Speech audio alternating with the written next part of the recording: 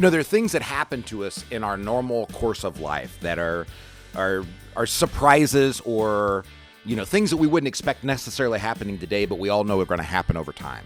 At the Financial Enhancement Group, we call these triggers and transitions. And one of the things that we want to help you do with your retirement is be prepared for when one of those triggers, something you didn't expect to happen, or a transition, turning a certain age, did happen. We want to give you ideas, options, and opportunities so that you can best control your future financial journey. Join us on Consider This program today. We'll break down that ideas for you. Good morning and welcome back to Consider This program. I'm your host, Joe Clark. And I'm Grant Sullivan. And Grant, we are happy to have you along. Hey, if you missed the last segment of the radio show today, you remember you can always go to considerthisprogram.com to get the previous segment. If you want to watch it or if you want to listen to it on a podcast, anywhere you can go to a podcast, iTunes, Spotify, whatever, download Consider This program. You have to put the word program after it if you're going to get it. Grant and I just finished up a conversation where we were talking about tax diversification. This segment is about triggers and transitions, right? So I want to kind of combine these two for you, and then I will turn it over to Grant.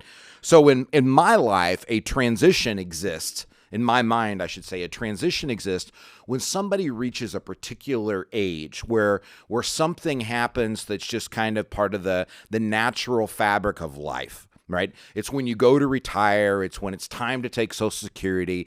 It's when you turn 72 and you have to do required minimum distributions. Those are periods of time for most of us that are listening to this program that we're able to control. We're able to transition into them. They weren't a surprise. Triggers, on the other hand, are those bad things that happen in life. You got laid off. You had a pandemic and your business shut down. You lost a spouse. One of those things that are out there. So you have triggers and transitions. Now, in the last segment, Grant talked about income variability. And this is where we really get into trouble sometimes. And so I want to apologize to you for, that's my word, is the income variability. I kind of coined that. And we use it so much around our office that we use it on a day-to-day basis where we assume everybody knows what it means. But one of the things that I learned at Purdue over 14 semesters of teaching, not attending, I was teaching Grant's financial planning class. That's how Grant and I met years and years ago.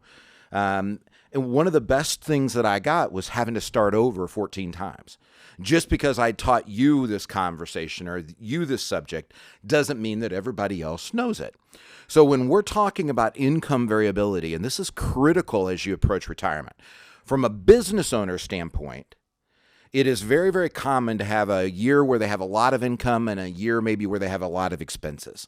That's a variability, right? A change. And how I work with them on their tax code and their tax planning changes dramatically. When you look at somebody who's in retirement, that income variability tends to come more from need.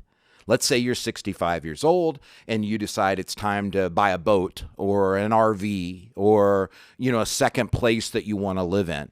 Now your income variability actually spikes.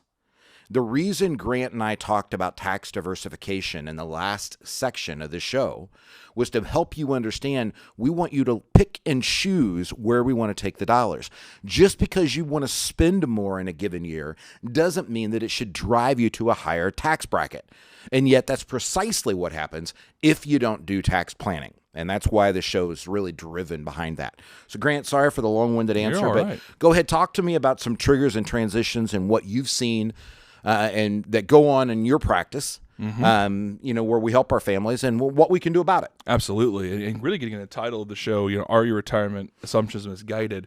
Triggers and transitions can lead families to oftentimes make some inefficient financial decisions that can lead to frustration and devastation. And so when it comes to triggers and transitions, it's a different conversation. When a family comes in a transition, they say, Grant and Joe, I've been working for 35 years.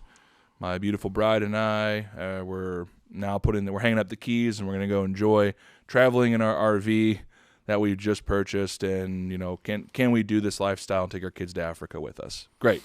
That's an easy discussion to have where we can build a good plan, put it in place, right? For those families, they're not worried about running out of money. because they've for their mental health, they entered a transition on their own doing. We really get into trouble when we have families that come in because of a trigger. So I've been with XYZ company because of my certain age. They're offering pension buyouts. What should I do? My spouse prematurely passed away. They were the breadwinner. What should I do? And when we see those families come in, we often start our process off, Joe, with checklists. I mean, you've often talked on this show and with our team about the Checklist Manifesto. Great book that we recommend everyone read. But essentially, where do we begin? So for a lot of these families who are going through these situations, going through a painful trigger, or even a transition, please visit our website, yourlifeafterwork.com. Grab these checklists. Start evaluating what are some of the things that you need to be doing in your specific situation.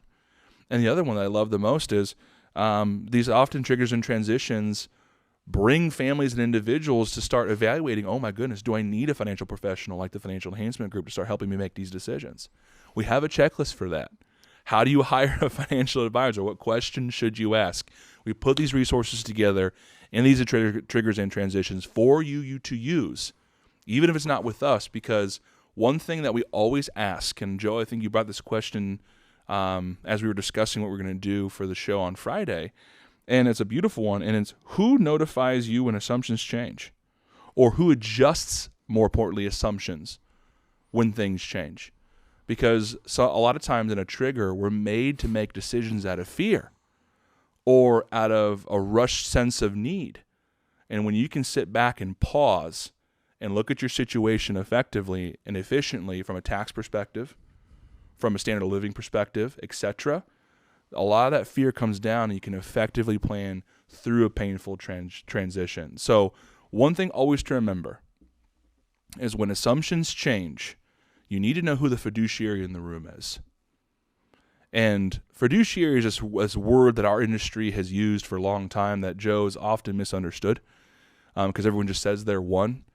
But a fiduciary, in case you don't know, is legally obligated and morally obligated to treat your money as if it is their own and they're in your exact same situation.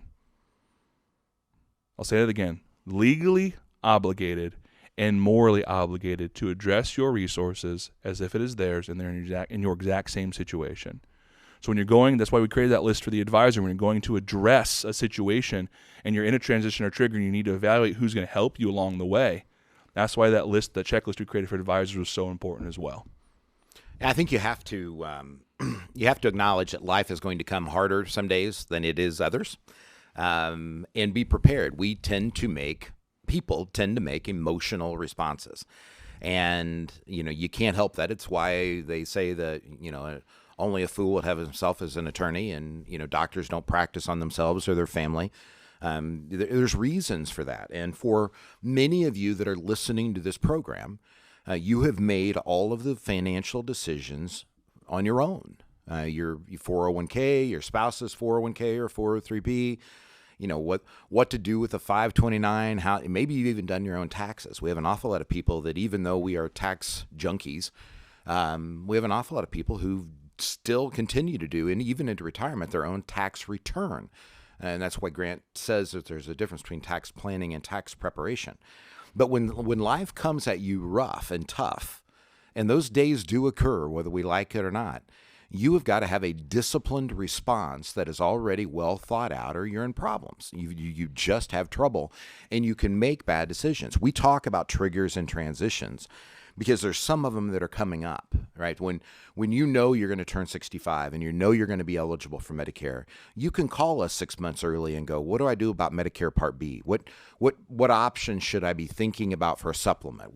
When do I apply? And that's why we have an expert in that area in one of our offices. Dean Huddleston is able to address all of that and run you through those decisions.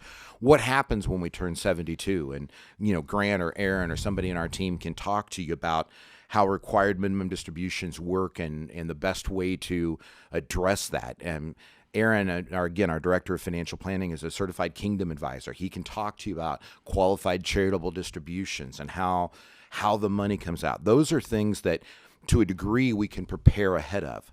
When people walk into the office and they're 65 and they're charitably inclined, we help them create a gifting strategy using bracket bumping and the double stock that we help people use, preparing into that 70.5-year age where you can start to do the qualified charitable distributions. Those are things you can plan for.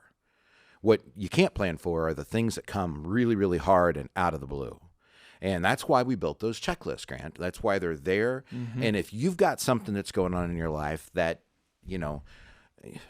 I apologize. I mean, if you get something going on in your life that's tough, we'll give you all the empathy we can. And if we don't already have a checklist, we'll make it. Just give us a call at 800-928-4001 or go to yourlifeafterwork.com. Get signed up for a Next Steps meeting while you're there if you like. But if you just have a question, feel free to ask. Absolutely. And finally, to wrap up kind of the discussion and trigger and transition, something we talked about was we had outside factors that hit us hard. Well, Joe, something tying into the last segment we just did, sometimes those triggers and transitions can come from even Washington, D.C. What I mean by that is tax codes are changing. Administrations are now leveraging taxes more than they ever have before, and we have to be able to adapt. We have to be able to have a plan in place ahead of time when those transition and triggers hit, because I think you put it eloquently in our last conversation. No one likes paying more taxes. At least very few people do. I will say no one's a strong word. Very few people like paying more taxes. There's some out there. However, we've been very lucky to be in probably one of the lowest tax rates we've ever seen. I mean, when Reagan took office, like you said, it was 90%. Kennedy, 70%. So taxes can change, and they will change. And building an appropriate process and having a team together that can walk you through triggers and transitions is so important. And that's what our team's here to do. Whether it's something you're going through personally, whether it's something that's environmentally, like taxes that are going to change us, please reach out. Again, you can find Joe, myself, and the rest of our advisory team at yourlifeafterwork.com. Please give the site a click. There's other resources there, other shows there. Consider this program, our podcasts are there. Reach out to us with questions at 800-928-4001. One of our team members would be happy to help and assist you in addressing these triggers and transitions. And more importantly, if you need a checklist, they're there for you. We have them prepared for all the things that we deal with on a daily basis. And if you need one created, we can do that for you as well. Thank you for being with us. I look forward to talking to you soon.